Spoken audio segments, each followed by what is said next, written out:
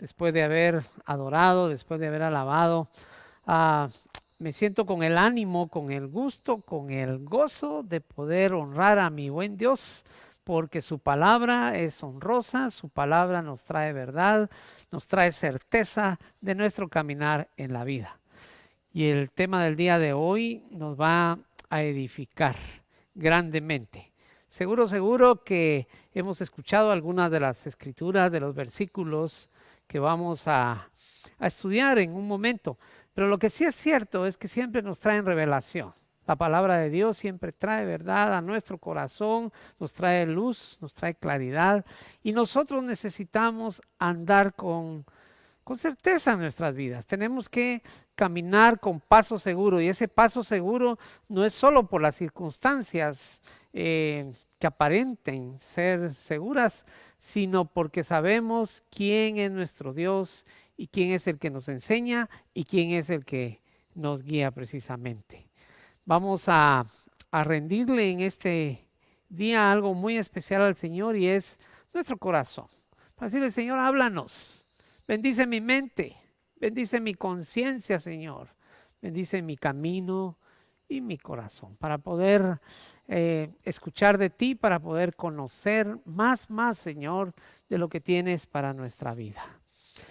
El día de hoy vamos a hablar sobre un tema muy interesante, porque tiene que ver con dimensiones y responsabilidades dentro de esas dimensiones. Yo recuerdo cuando empecé a estudiar ciencias naturales, un poco de física, nos enseñaban ese concepto de dimensión, y algo de lo que nos enseñaban precisamente era: primero aprendíamos a medir longitudes. Con una reglita usted puede medir una línea, si mide 5 centímetros, 15 centímetros, y esa es una dimensión. Pero después a usted le quieren enseñar a medir áreas como un terreno. Tiene que medir largo y ancho. Ahí ya está hablando de 2 dimensiones. Por eso cuando las medidas del terreno se lo dan en metros o en varas, le dicen metros cuadrados, porque es metros por metros. Pero hay otro tipo de medidas que ya implica una tercera dimensión. Si usted quiere saber cuánto grano, qué volumen cabe en un cuartito, tiene que medir largo, fondo, ancho y alto. Ya está hablando de 3 dimensiones. Así es la vida. Usted no camina solo en una dimensión, usted no camina solo en una línea. Usted tiene una serie de ámbitos en los cuales desarrollarse, porque es más, hay otra medida que le llaman la cuarta dimensión, y esa cuarta dimensión tiene que ver con el tiempo, porque hay largo, ancho, alto, un volumen, pero eso transcurre en un tiempo. Y hay quienes establecen otras dimensiones. Por ejemplo, hay un libro del doctor Cho que se llama La Cuarta Dimensión. Él no tomó en cuenta lo del tiempo, pero está hablando de una dimensión espiritual, otro ámbito dentro del cual se desarrolla uno. Y es así en nuestra vida. Los ámbitos son diferentes. Por ejemplo, cuando uno ora por las personas, regularmente dentro de las peticiones hay 3 cosas que son importantes: la salud, ¿sí?, las finanzas y la relación con las demás personas, el cariño, el amor. Y eso me hace recordar una canción que yo escuché cuando era niño, hace un par de años, ¿verdad? Se puede imaginar usted. Y la canción cantaba: 3 cosas hay en la vida: salud, dinero y amor, decía. Y el que tenga esas 3 cosas, que le dé gracias a Dios. Son ámbitos dentro de los cuales nos movemos. Todos nos movemos dentro del ámbito de la salud, dentro del ámbito económico, tenga mucho o tenga poco, el dinero tiene su lugar, ¿sí?, las finanzas y el amor. Esto es la relación con la gente, con su cónyuge, con sus hijos. Son aspectos en los cuales usted tiene que estar. Usted vive ahí. Y si alguien dice: es que nadie me ama, pues es una dimensión en la que usted está midiendo, como quien dice, 0 en la dimensión, ¿verdad?, del amor. pero lo lindo es que siempre va a haber quien lo ame, principalmente el Señor, ¿verdad? Eso es seguro. Y saben, hoy estamos hablando al respecto de esas dimensiones y hay una historia en el Evangelio de Mateo que nos cuenta por lo menos un par de dimensiones con las que nosotros nos tenemos que relacionar. Y esa escritura la tenemos en Mateo capítulo 22, del verso 15 en adelante. Solo quiero ponerlos en antecedentes. Los fariseos eran enemigos de que estuvieran los romanos dominando a la nación. Los herodianos eran amigos de ese concepto. Ellos estaban muy de acuerdo que dominaran los romanos. Por eso por Herodes se llamaban herodianos. Y eran tan bandidos y enemigos, pero cuando le quisieron preguntar a Jesús para hacerlo caer en un error, se pusieron de acuerdo, tanto fariseos como herodianos. Y entonces dice en ese contexto, en el capítulo 22, verso 15, entonces se fueron los fariseos y consultaron cómo sorprenderle en alguna palabra al Señor Jesús. Y le enviaron los discípulos de ellos con los herodianos, ahí sí, ahí van juntos, diciendo: Maestro, sabemos que eres amante de la verdad y que enseñas con verdad el camino de Dios y que no te cuidas de nadie. O sea, él dice lo que es. Y que no te cuidas de nadie porque no miras la apariencia de los hombres. Ellos le estaban adulando al Señor, hablándole de sus virtudes, preparando el terreno para poderle hacer la pregunta en la cual le querían hacer caer. Dinos pues, ¿qué te parece? ¿Es lícito dar tributo a César o no? Pero Jesús, conociendo la malicia de ellos, les dijo: ¿por qué me tentáis, hipócritas? Mostradme la moneda del tributo. Y entonces le llevaron la moneda y ellos le presentaron un denario, que era la moneda que utilizaban para hacer el pago diario a un empleado, ¿sí? Un denario. Entonces les dijo: ¿de quién es la imagen y la inscripción? Y le dijeron: de César. Y él les dijo: dad pues al César lo que es del César y a Dios lo que es de Dios. Oyendo esto, se maravillaron y mejor le dejaron y se fueron porque no podían hacerle caer en error. Esta historia es interesantísima porque se ha usado mucho. Algunos la utilizan para decir si hay que pagar impuestos, ¿verdad? Porque eso es lo que está diciendo ahí: al César lo que es del César y a Dios lo que es de Dios. Y saben, está hablando de dos dimensiones: el gobierno y la relación con Dios. En este caso, como institución, la iglesia. Son dos aspectos, dos dimensiones en las cuales nos podemos medir nosotros cómo nos desempeñamos, cómo nos comportamos.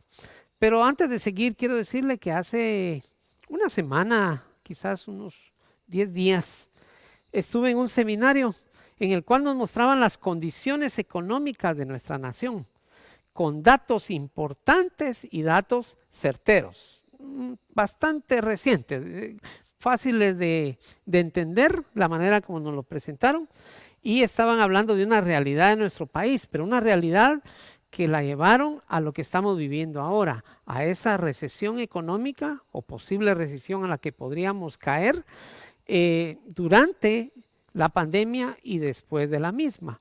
Y fue una exposición técnica muy buena, siempre enfocada bajo principios de honestidad, de honradez, de responsabilidad. Y en ese seminario se mostraron 3 ámbitos, 3 dimensiones en las cuales toda persona se desenvuelve. Y nos mencionaban, esos 3 ámbitos son el Estado, el hogar y la iglesia. Y nosotros tenemos responsabilidad en los 3. Yo sé que algunos, al igual que quizás los fariseos, podrían venir con la pregunta: pero ¿vale la pena entregar impuestos, por ejemplo? Y entonces el Señor dio una respuesta muy clara, no se puso a ver si se lo robaban, si era justo, si era injusto, sino que Él estaba respaldando el concepto aquel de que le obedezcamos a todas las autoridades, en este caso a las autoridades de la nación. Porque les quiero decir, el momento, el tiempo en el que el Señor Jesús se encontraba y los fariseos, no estamos hablando de una autoridad nacional que tal vez se robaba algunos centavitos. Estamos hablando de una nación extranjera que estaba dominando y se llevaba lo más que podía de la nación, oprimiendo al pueblo, porque el gobierno realmente lo que tiene es el predominio de la fuerza. Por eso es que puede controlar. Cuando pierde ese dominio de la fuerza, deja de controlar realmente. Y entonces, 3 áreas para podernos evaluar o medir. Ya les dije, se puede medir largo, ancho o fondo y alto, ¿verdad? Aquí vamos a poner 3 áreas. La casa, la iglesia y la nación. Sobre ellas podemos evaluarnos cómo están nuestras medidas. Porque dice así: el que no provee para su casa es peor que el incrédulo. Esa escritura es tremenda, hermanos, porque aún dentro de la misma iglesia se puede dar que hay gente que extrema su beneficio en el pago de impuestos o en el pago de la iglesia. Como decían algunos, no le doy a mi abuelito porque ya todo lo di de ofrenda. Sí, esa situación se dio en el tiempo de Jesús y Jesús respondió de una manera muy tajante y muy clara. Primera de Timoteo 5:8 dice: el que no provee para los suyos y sobre todo para los de su propia casa, escuche, está mencionando dos cosas. No dice solo para su casa, dice su propia casa y los suyos. Pero los suyos puede implicar sus trabajadores, su iglesia, su nación. Son áreas donde tenemos responsabilidad. Y vuelvo a leer: el que no provee para los suyos y sobre todo para los de su propia casa, ha negado la fe y es peor que un incrédulo. Miren, a veces jugamos con esto, pero es una dimensión de medida para realmente ver si no estamos jugando o negando la fe, porque eso es lo que dice este versículo: el que no provee para los suyos. ¿Y quiénes son los suyos? Pues tiene que ver con quiénes comparte usted. ¿Es miembro de un club? ¿Es miembro de una asociación? Tiene que proveer para los suyos para que eso funcione. ¿Es miembro de un equipo y todos ponen un poquito? Pues tiene que proveer para los suyos, si no, no es parte. Solo llega a disfrutar usted de lo que ahí le pueden dar.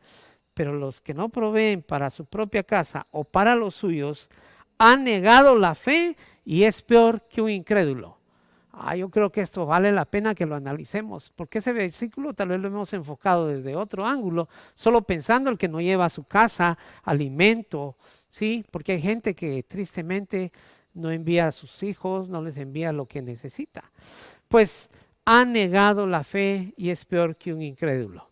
¿Qué estoy enseñando el día de hoy?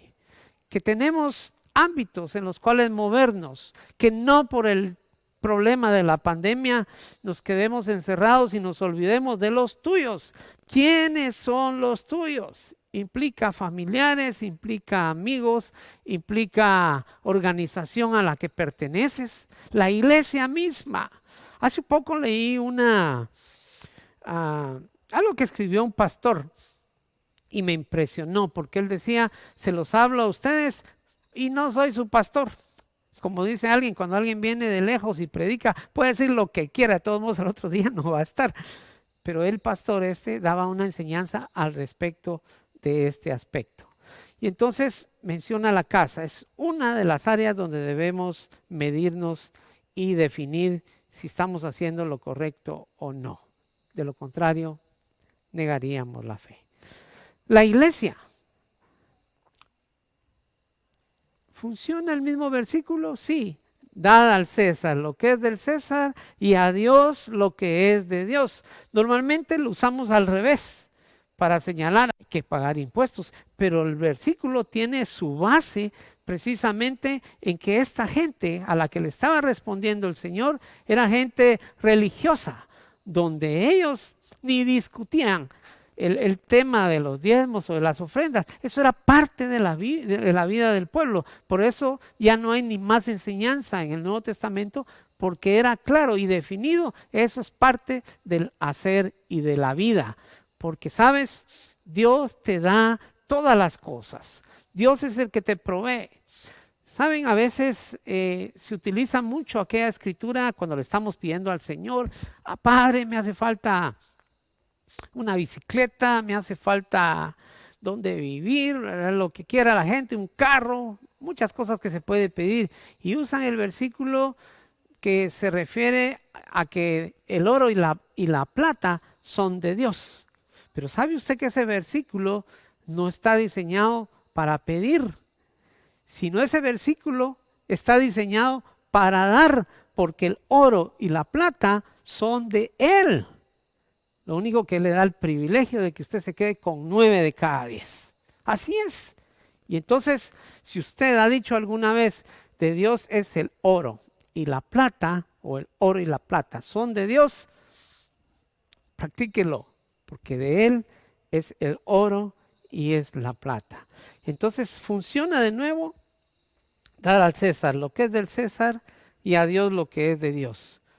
Y sabe, me recuerda una canción de un cantante cristiano. Él tenía un coro muy interesante, muy bonito, que refería a esto. Él se llama Marino. Espero que no se llamaba, creo que todavía se llama Marino. Es un cantante famoso entre el pueblo evangélico de hace algunos años.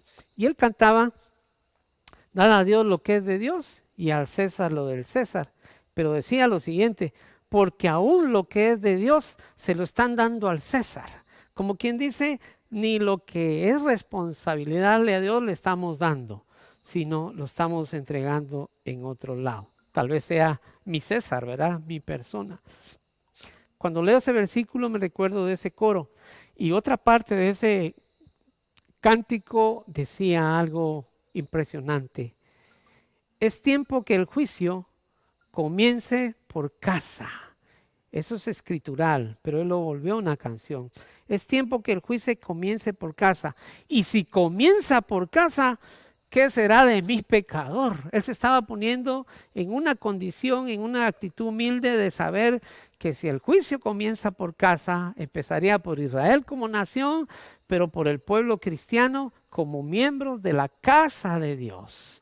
Por eso, cuando leímos antes, el que no provee para los suyos, se refiere a todos los ámbitos donde nosotros nos desempeñamos, porque somos hijos, somos parte de una iglesia, la iglesia de Cristo. Tenemos una responsabilidad de patrocinar misioneros, de que la palabra llegue, de ayudar de muchas maneras.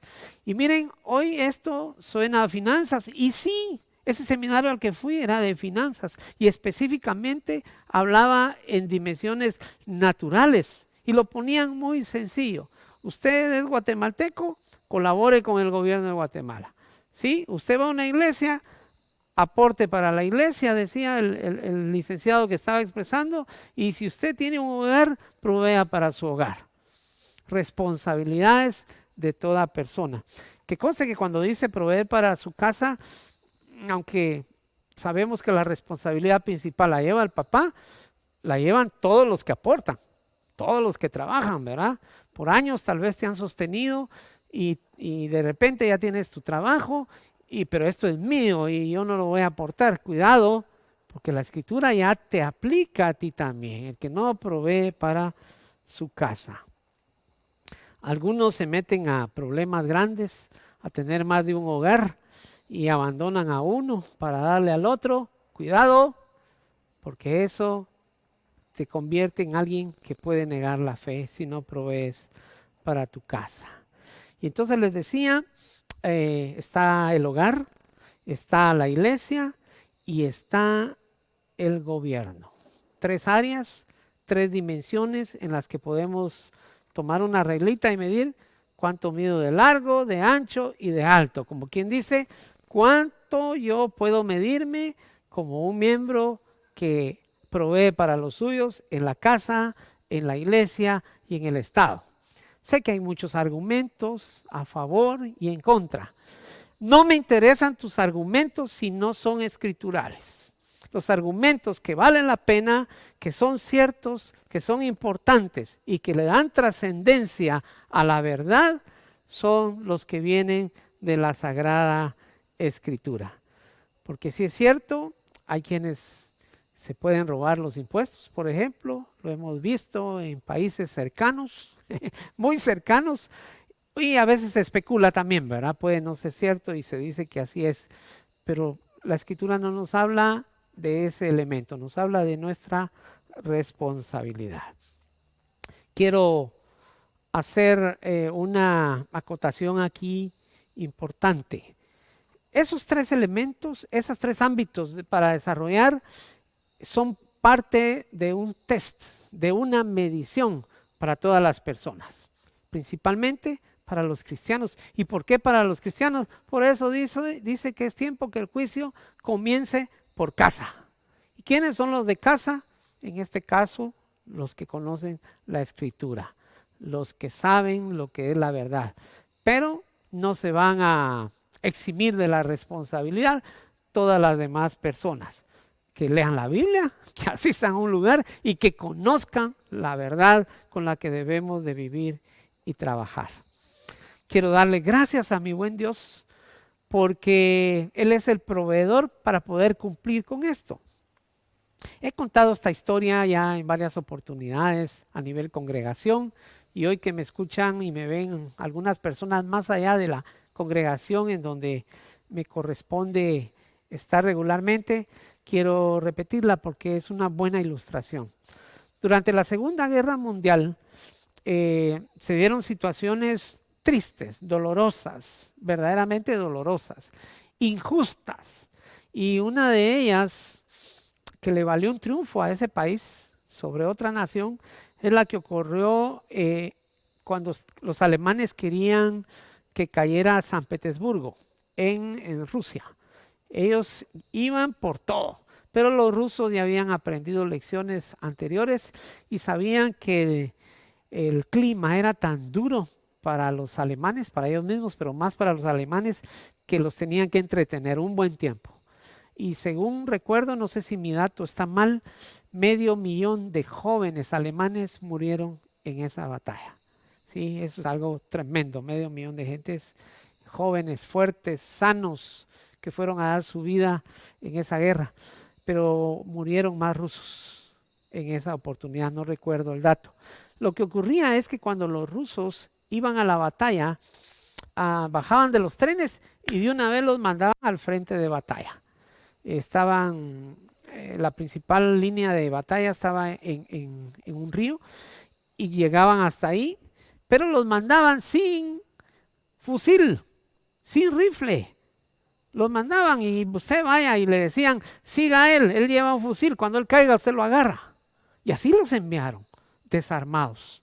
Cuando el Señor nos envía a hacer algo, nos da las herramientas, nos da el respaldo, nos da la autoridad para poderlo hacer. Y si el Señor nos está diciendo que en estas tres dimensiones hemos de funcionar, en estos tres ámbitos, nos va a dar los medios y los recursos. Pero pongámoslo por práctica. Probadme ahora en esto, dice el Señor cuando habla del aspecto financiero.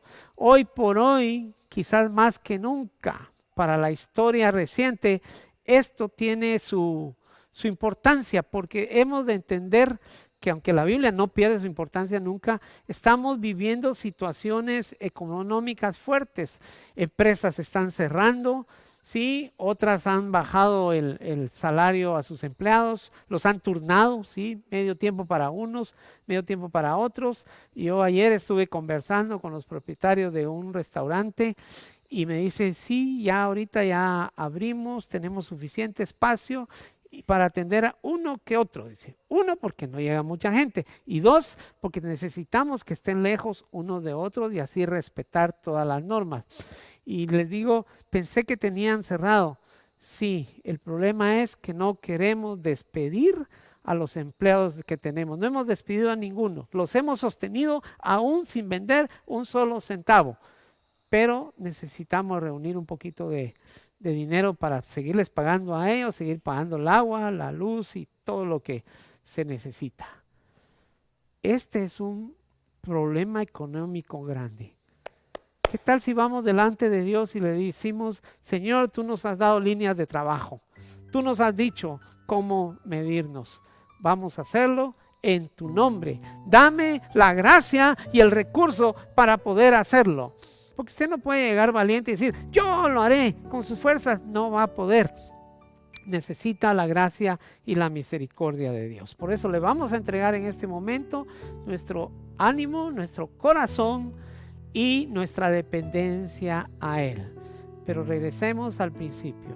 Hay 3 aspectos básicos en los cuales debemos de trabajar: en el hogar, en la iglesia y en el Estado.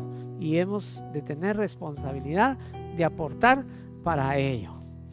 Señor, te damos gracias porque en tu palabra hay enseñanza para todos, Señor. Y hay claridad de cómo hacer y funcionar.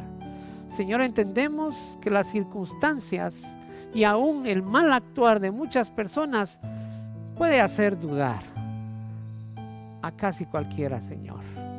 Pero tu palabra es muy clara y nosotros vamos a creer en ella. Por tu gracia vamos a creer, por tu gracia vamos a funcionar y por tu gracia vamos a hacer.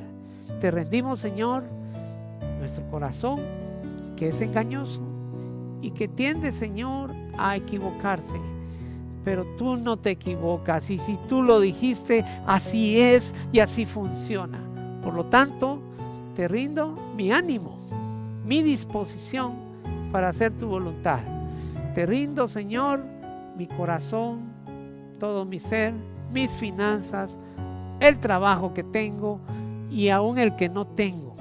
Señor, te rogamos que bendigas, Señor, a la gente que no tiene trabajo y les concedas tener una fuente de provisión. Ayúdalos, Padre amado. Sácalos en medio de esta situación, de su apretura económica, y concédeles tener un corazón agradecido y motivos para estar agradecidos. Dales, Padre, para el alimento, para el techo, para el abrigo, para sus gastos, Señor. A cada uno de los hogares, provéeles. Y los que tienen ya un ingreso estable, Señor, bendice su corazón, sobreabúndales y concédeles mantener el corazón agradecido.